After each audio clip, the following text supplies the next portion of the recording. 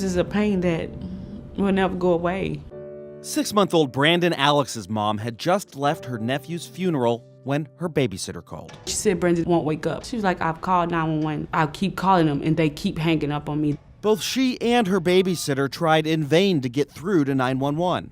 Once home, she found him barely breathing. Brandon died in the hospital. When I lost my son, I lost everything. What she didn't know, her 911 call was one of hundreds put on hold in Dallas that night.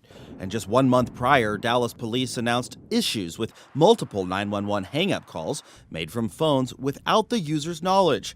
The city blames T-Mobile, which in turn blames failures in the city's antiquated 911 system, which couldn't recognize the false calls. They both agree what happened that night delayed responses to real emergencies. Emergency experts tell Scripps that decades-old infrastructure with limited call capacity has left much of the nation's 911 systems at risk and vulnerable to cyber attacks. Police reports show last October, Arizona teenager Meet Kumar Desai sent out a tweet with a link which, once clicked, appeared to corrupt cell phones, causing the devices to call 911 more than a dozen times in just a few seconds.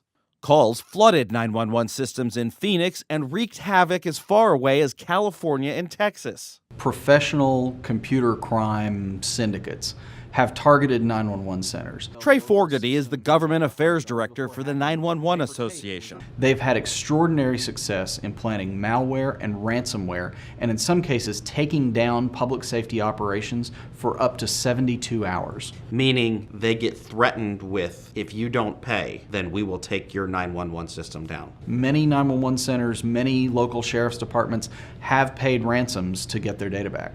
Security experts and federal officials, though, want to upgrade to Next-Gen 911, a modernized system that increases call capacity and can tell the difference between fake calls and real emergencies. And every month, you pay a fee to support 911.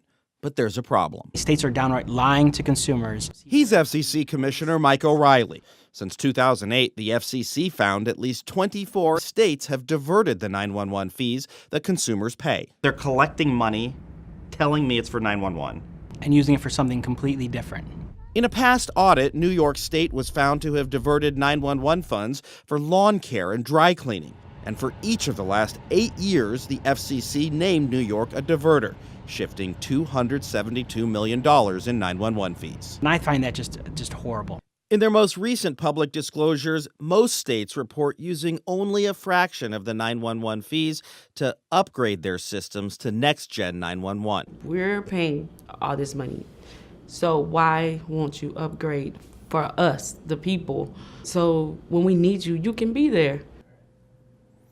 FCC Commissioner O'Reilly tells me if this were private companies diverting 911 funds or putting lives at risk, as he says state governments have done, they'd have the book thrown at them by the feds, and in the worst cases, charged criminally.